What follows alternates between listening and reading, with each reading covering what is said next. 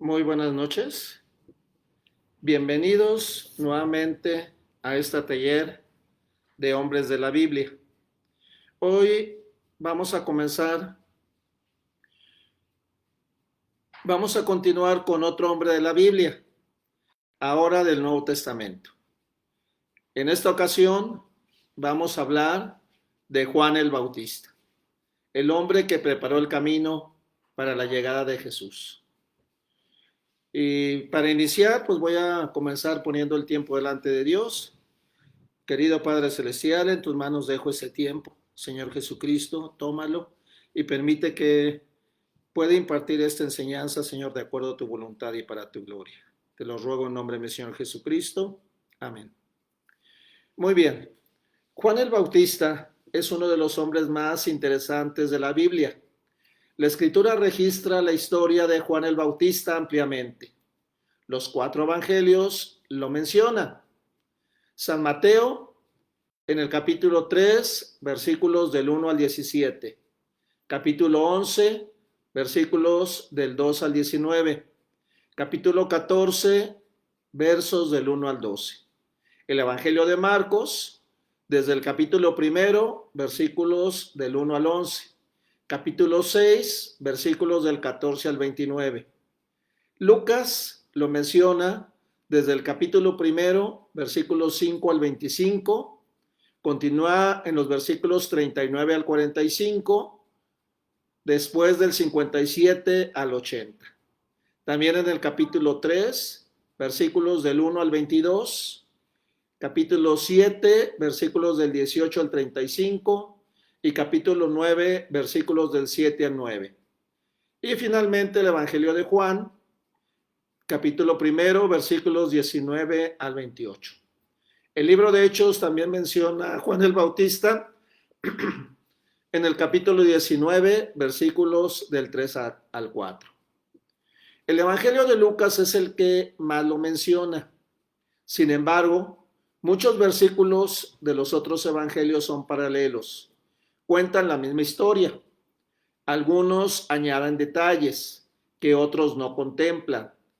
Invito a todos los que están escuchando esta transmisión a que posteriormente lean estos pasajes, ya que debido al tiempo y a que son versículos paralelos, no lo leeremos todos.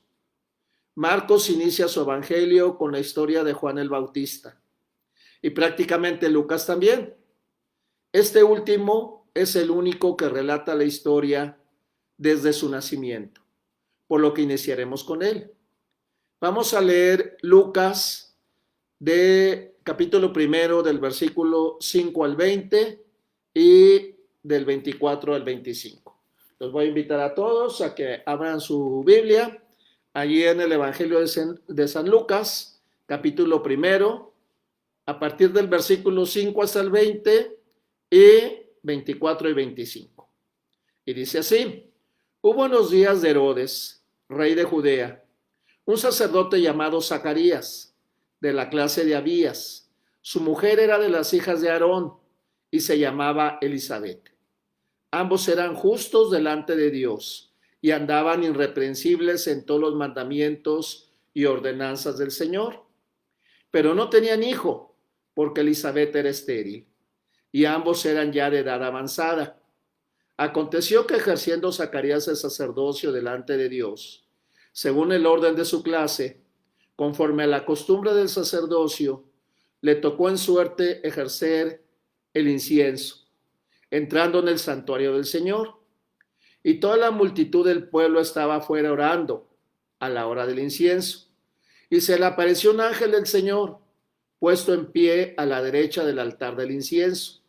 Y se turbó Zacarías al verle, y le sobrecogió temor. Pero el ángel le dijo: Zacarías, no temas, porque tu oración ha sido oída, y tu mujer, Elisabet, te dará a luz un hijo, y llamará su nombre Juan, y tendrás gozo y alegría, y muchos se regocijarán de su nacimiento, porque será grande delante de Dios. No beberá vino ni sidra, y será lleno del Espíritu Santo, aún desde el vientre de su madre, y hará que muchos de los hijos de Israel se conviertan al Señor, Dios de ellos. E irá delante de él con el espíritu y el poder de Elías, para hacer volver a los corazones de los padres a los hijos, y de los rebeldes a la prudencia de los justos, para preparar al Señor un pueblo bien dispuesto. Dijo Zacarías al ángel: ¿en qué conoceré esto? Porque ya soy viejo, y mi mujer es de edad avanzada.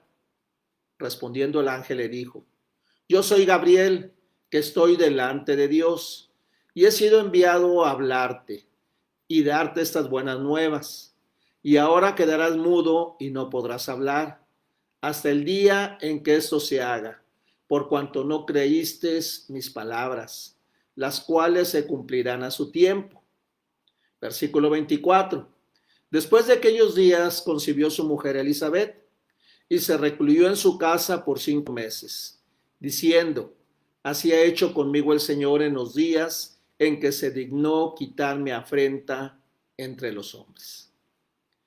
Lucas era muy cuidadoso en los detalles. Inicia indicándonos con precisión el tiempo. Ocurrió cuando Herodes el Grande era rey de Judea. La historia de Juan inicia en Jerusalén. Lucas nos dice quiénes eran sus padres. Zacarías, un sacerdote descendiente de Aarón, de la clase de Abías, una de las 24 clases en las que se había dividido a los sacerdotes para servir en el templo. Y Elizabeth, su esposa y su mamá, también era descendiente de Aarón. Ambos justos delante de Dios, irreprensibles. Ambos de edad avanzada. No se nos dice cuántos años tenían, pero es de suponerse que al ser de edad avanzada, debieron tener entre 60 y 80 años. Probablemente Zacarías estaba más cerca de los 80 años que su mujer, pero evidentemente ambos eran de edad superior a los 60 años, sin hijos. La ausencia de ellos se debía a que Elizabeth era estéril. Ahora bien, es importante mencionar que Dios había mantenido absoluto silencio desde hacía ya 400 años. No había hablado en ese tiempo. En este contexto inicia la historia de Juan, cuando su padre fue a servir al templo de Jerusalén y le tocó en suerte entrar al lugar santo para ofrecer el incienso. Para entender esto, es necesario señalar que la parte medular del templo se componía de una gran sala, dividida por un velo en dos. Una de las divisiones era el lugar santo y la otra era el lugar santísimo.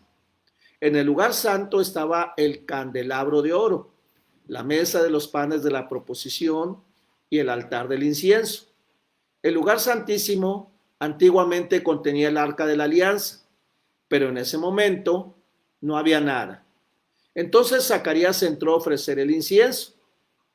En ese entonces había tantos sacerdotes que esto se hacía por suerte, y lo más probable es que a cada sacerdote solamente una vez en su vida tendrían la posibilidad de entrar en el lugar santo para ofrecer el incienso. Y así las cosas, entra Zacarías y le aparece un ángel, pero no cualquier ángel, sino Gabriel, que está delante de Dios, directamente del verdadero lugar santísimo. Solo en la Biblia se menciona por su nombre a 2 ángeles. Este es uno de ellos, Gabriel. El otro fue Miguel. De ahí su importancia. Dios finalmente rompe el silencio y lo hace ante este humilde sacerdote, uno entre los 18,000 sacerdotes que existían en esta época, y lo hace para anunciar el nacimiento de Juan, su hijo. Es importante recordar que hay varios importantes que llevan ese nombre. Los más conocidos son Juan el Apóstol, de quien no nos estamos refiriendo en este momento, y Juan el Bautista. Para no confundirlos, Dios mismo le pone el nombre a Juan. ¿Qué significa? Da gracia o favor de Dios. Zacarías y su esposa habían estado orando por tener un hijo durante muchísimos años, pero ya con su edad seguramente lo habían dejado de hacer, sabiendo que ya no era posible tenerlo.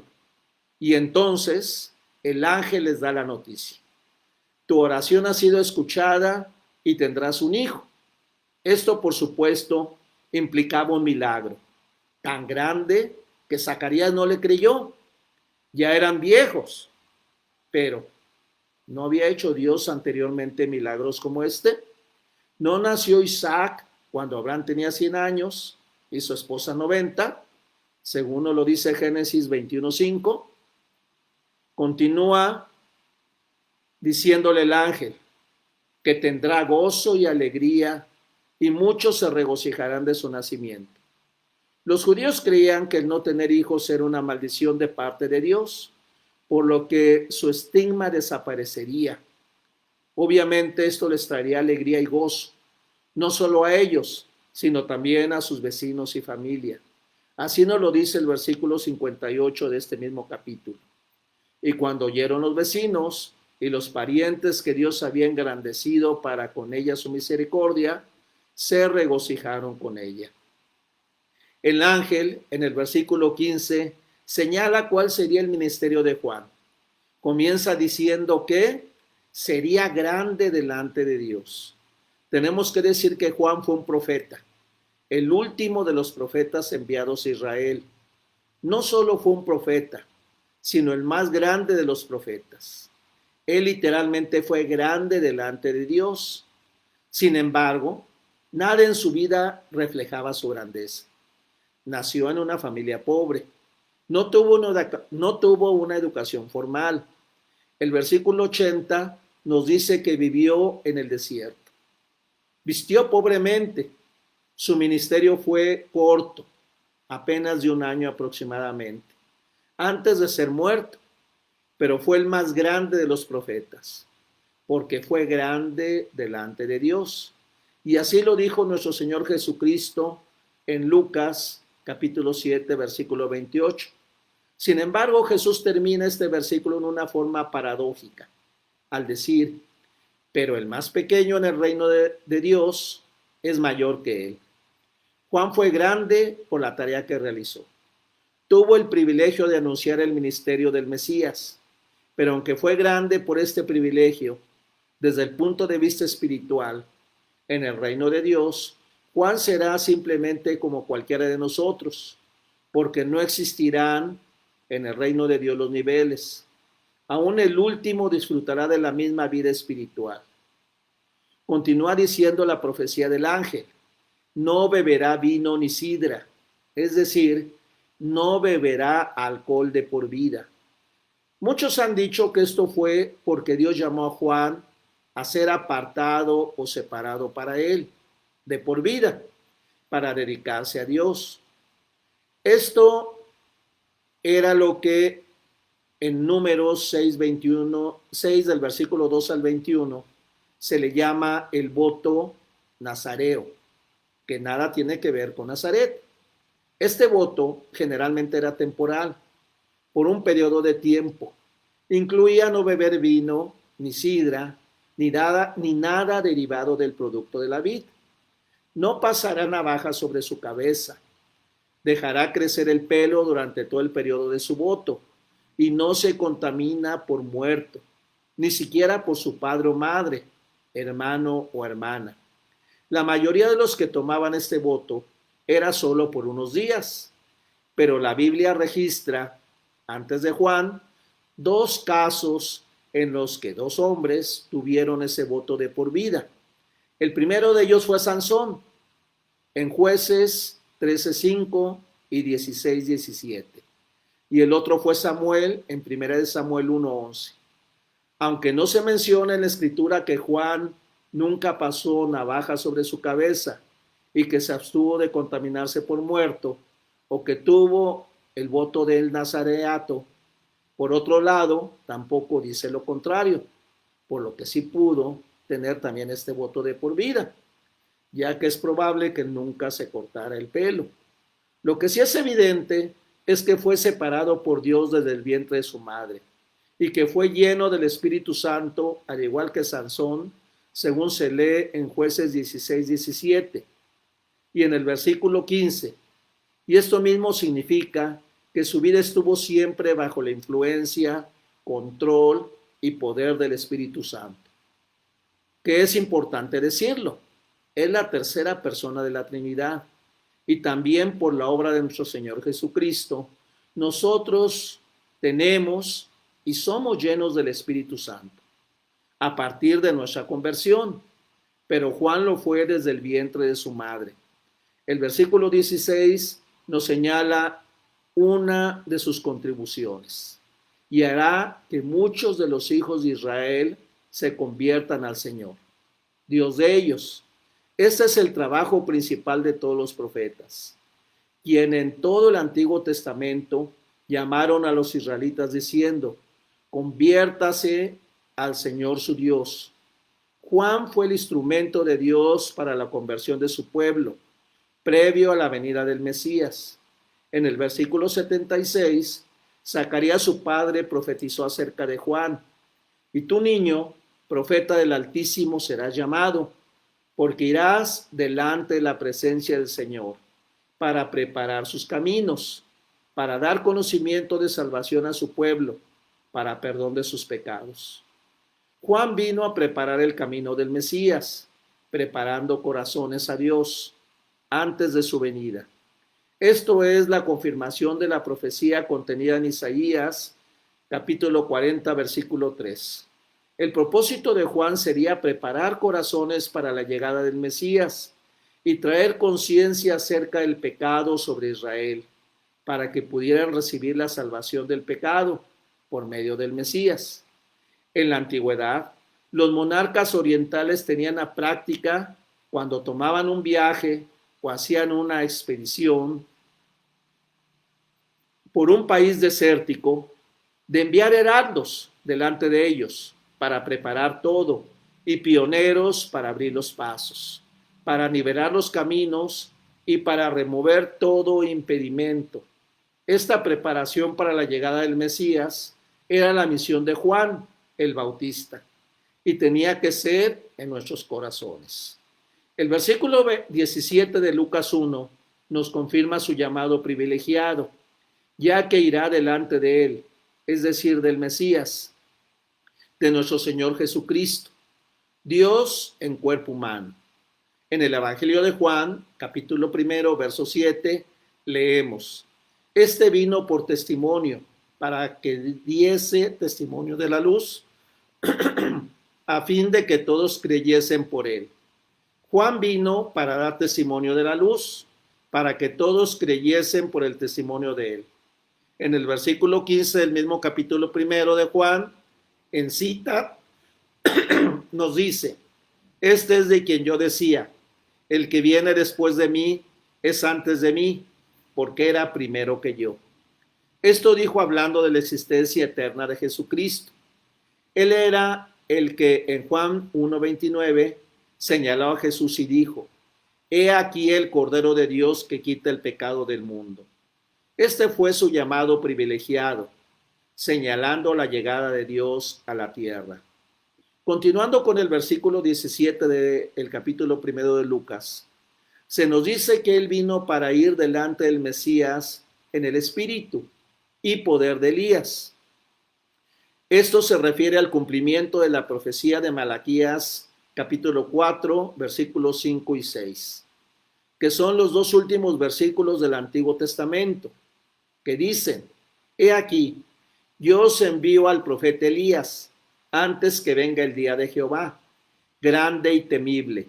Él hará volver el corazón de los padres hacia los hijos, y el corazón de los hijos hacia los padres, no sea que yo venga y hiera la tierra con maldición. Elías era el prototipo del profeta fiel, poderoso, milagroso, valiente, sin concesiones, quien proclamó la verdad divina sin equivocación, sin temor delante de un monarca agresivo. Quien quiera conocer más de Elías puede ir a el libro de Primera de Reyes, capítulo 18, y ahí van a conocer quién fue Elías y encontrarán información acerca de él. Juan en muchos sentidos fue como Elías, pero no era Elías. En Juan 1:21, cuando le preguntaron si él era Elías, Juan contestó: no soy Elías. Sin embargo, en Mateo 11:4, Jesús dice de Juan el Bautista: él es aquel Elías que había de venir. Esto es así porque en Juan Elías no resucitó, sino que vino con el espíritu y el poder de Elías. Así también como Eliseo, que fue el sucesor de Elías, se le dio una doble porción del espíritu de Elías. Ver esto en Segunda de Reyes, capítulo 2, versículo del 9 al 11. También Juan el Bautista tuvo el espíritu de Elías. Finalmente, el versículo 17 nos dice: para hacer volver los corazones de los padres a los hijos. Significa que Juan traería un mensaje que produciría conversiones en las familias, arrepentimiento general de jóvenes y viejos. Es decir, jóvenes y viejos van a convertirse porque ellos se van a arrepentir de sus pecados y van a regresar a Dios por fe en el Mesías. Y las familias van a ser reconciliadas y reunidas. También cambiaría la desobediencia de personas que son necias en sus mentes a la justicia de Dios. Va a hacer que la gente se convierta de una necia incredulidad y desobediencia a amar la justicia para preparar un pueblo bien dispuesto. Él va a hacer que la gente esté lista para la llegada del Mesías.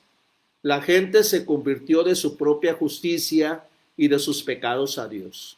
Su contribución era traer este grupo de personas a la conversión espiritual para que estuvieran preparados para recibir al Mesías cuando llegara. Nosotros también podemos tener el mismo privilegio si decidimos vivir una vida semejante a la de Juan, una vida consagrada, separada, devota, tratando de igualar a Cristo, honrando a Dios.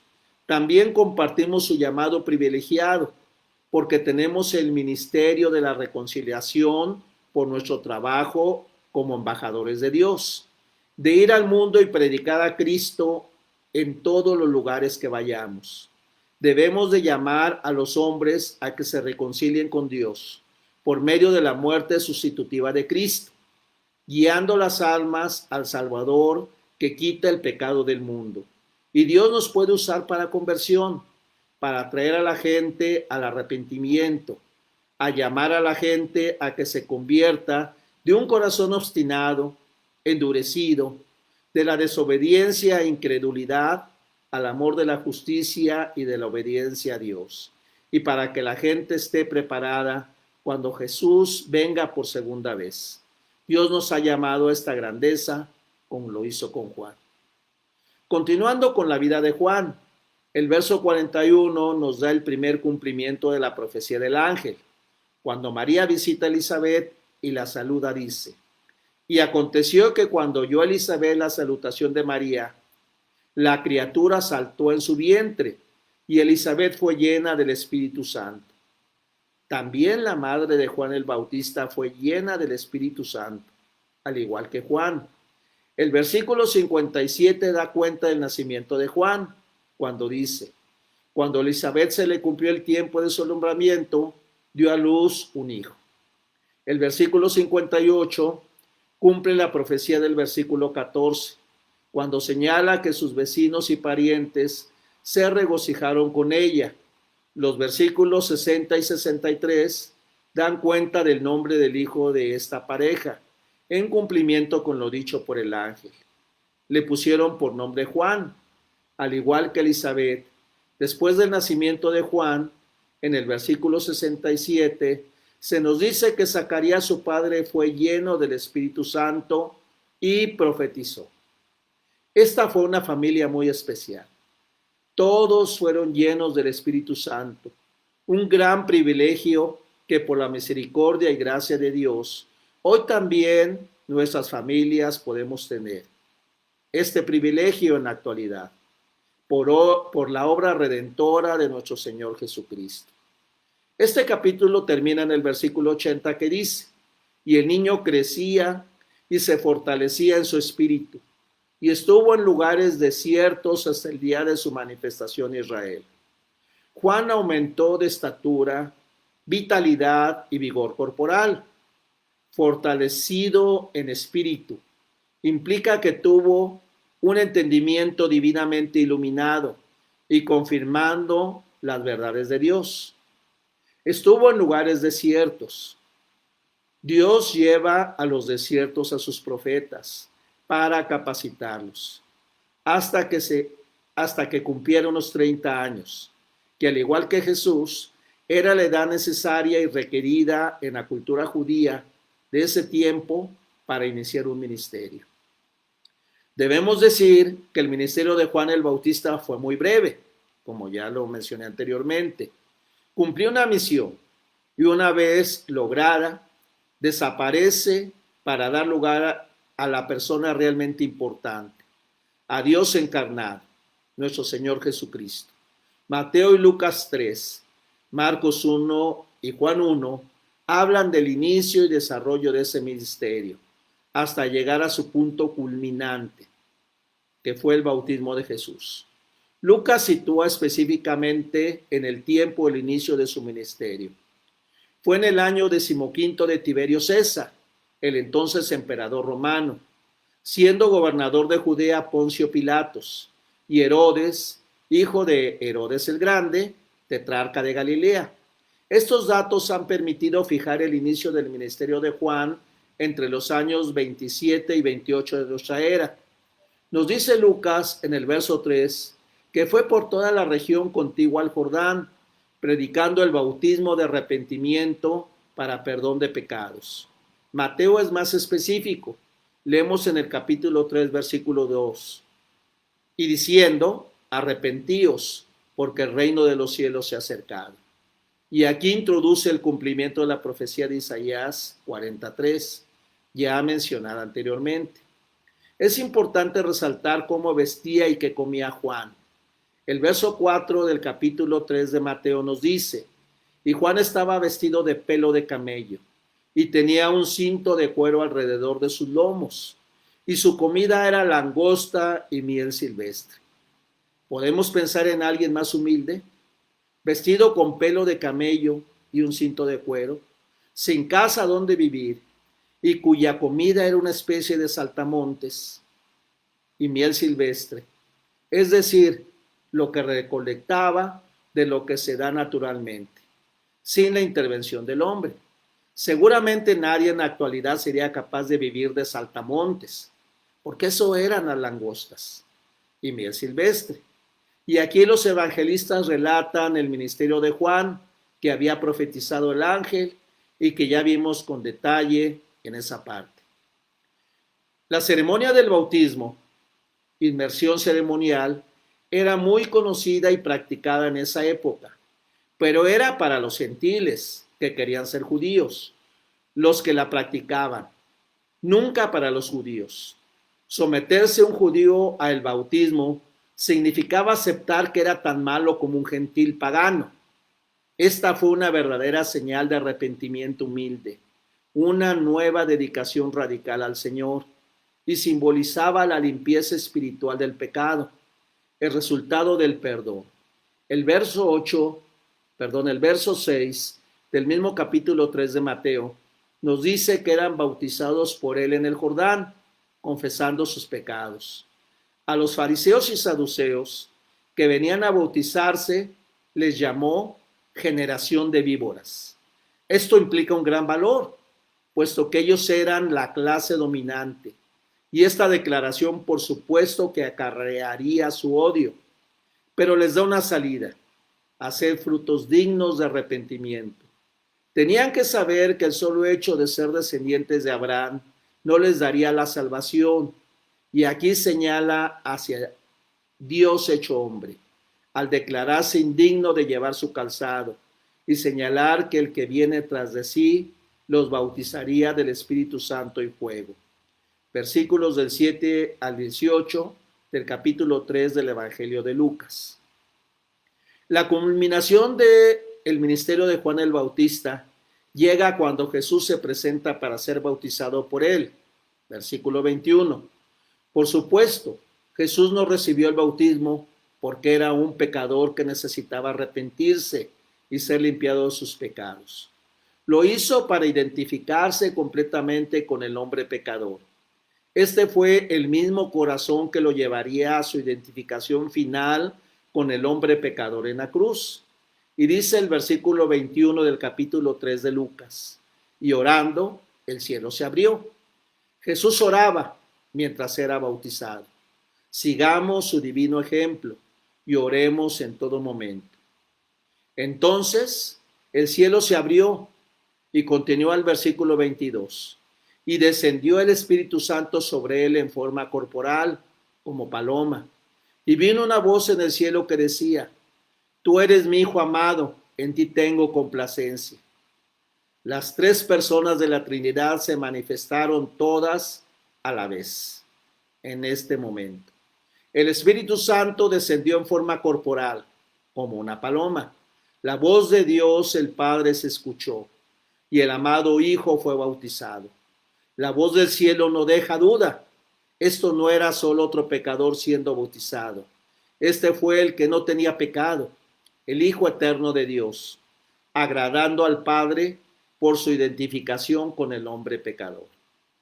También el bautismo de Juan marca el inicio del fin del ministerio de Juan el Bautista. También el bautismo de Jesús marcó el inicio del fin del ministerio de Juan el Bautista. Poco antes de estos versículos, aunque el suceso está relatado, fue evidentemente posterior. Se nos dice, versos 19 y 20. Entonces Herodes el tetrarca, siendo reprendido por Juan a causa de Herodías, mujer de Felipe su hermano, y de todas las maldades que Herodes había hecho, sobre todas ellas añadió además esta: encerró a Juan en la cárcel. La relación entre Herodes y Herodías era complicada y pecaminosa.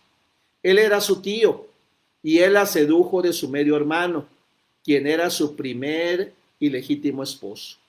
Al casarse con Herodías, Herodes se casó con una mujer que era tanto su sobrina como su cuñada. De acuerdo a Levítico capítulo 18, versículo 16 y capítulo 20, versículo 21, que prohíben a un hombre tener relaciones sexuales con la esposa de su hermano, lo que hizo Herodes merecía la condena, y al hacerlo valiente y temerariamente Juan, se atrajo el castigo indebido de un déspota como Herodes. El final de Juan llegó por causa de Herodías, quien deseaba matarle, pero según nos cuenta el Evangelio de Marcos, en el capítulo 6, versículo 19, no podía. Y el versículo 20 nos dice por qué. Porque Herodes temía a Juan, sabiendo que era varón justo y santo, y le guardaba salvo, y oyéndole se quedaba muy perplejo, pero le escuchaba de buena gana.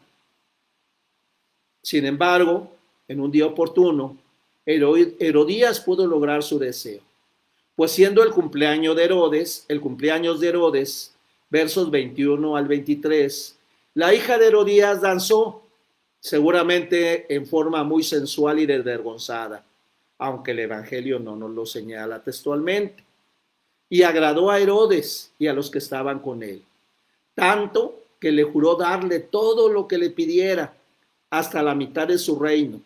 Y dicen los versos del 24 al 28. Saliendo ella, dijo a su madre: ¿qué pediré? Y ella le dijo: la cabeza de Juan el Bautista. Entonces ella entró prontamente al rey. Pidió diciendo: quiero que ahora mismo me des en un plato la cabeza de Juan el Bautista. Y el rey se entristeció muchísimo, pero a causa del juramento y de los que estaban con él a la mesa, no quiso desecharla. Y enseguida el rey envió a uno de la guardia, mandó que fuese traída la cabeza de Juan. El guarda fue, le decapitó en la cárcel y trajo su cabeza en un plato. Y la dio a la muchacha, y la muchacha la dio a su madre. La inmediata respuesta de su madre mostró que Herodías tenía planeado todo. Ella conocía a su esposo, que era un hombre sensual y lujurioso, y sabía que podía obtener lo que quisiera de esa manera. Herodes demostró ser un rey débil, por el temor que le tenía Herodías de hacer enojar a su esposa y de perder prestigio delante de sus amigos. Él hizo algo que sabía que estaba mal: asesinar a un hombre bueno.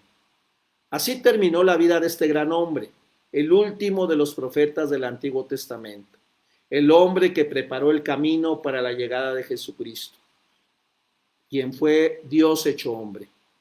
Tuvo el privilegio maravilloso de volverse el primer mártir para Cristo. Podemos concluir señalando qué aprendemos de él. Y vamos a señalar tres cosas que podemos aprender de Juan el Bautista. La primera de ellas es su gran humildad. Vivió en el desierto, comió solo langostas y miel silvestre. Solo se vistió con pieles de pelo de camello y un cinturón de cuero. No podemos imaginarnos un hombre más humilde.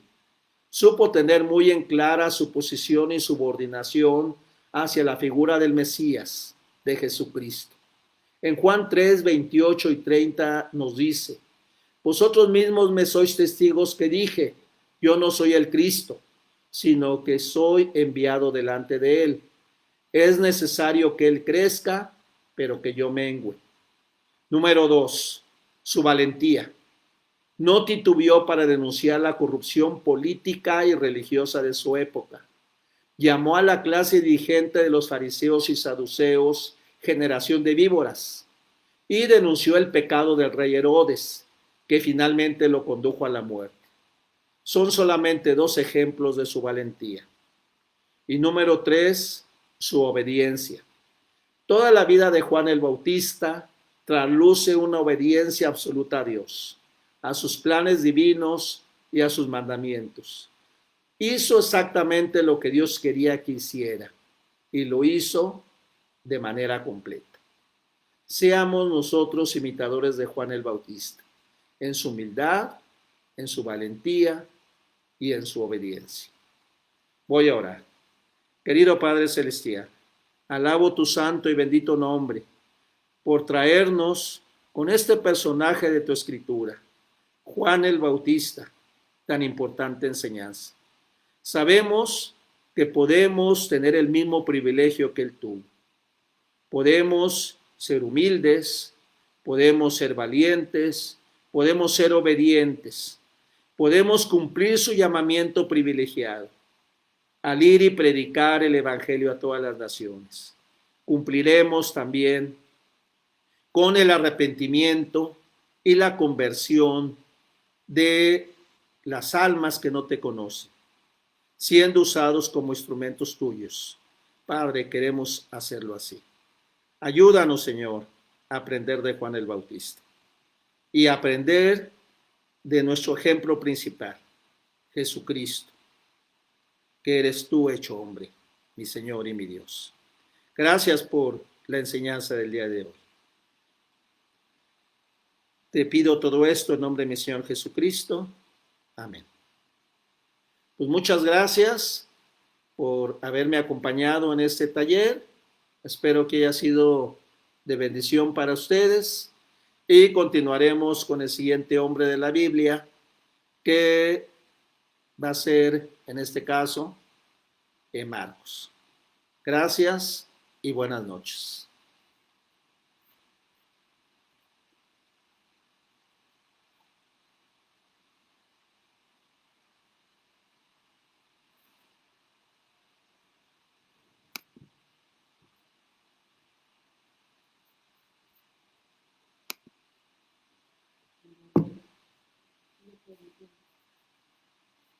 No sé dónde picarle.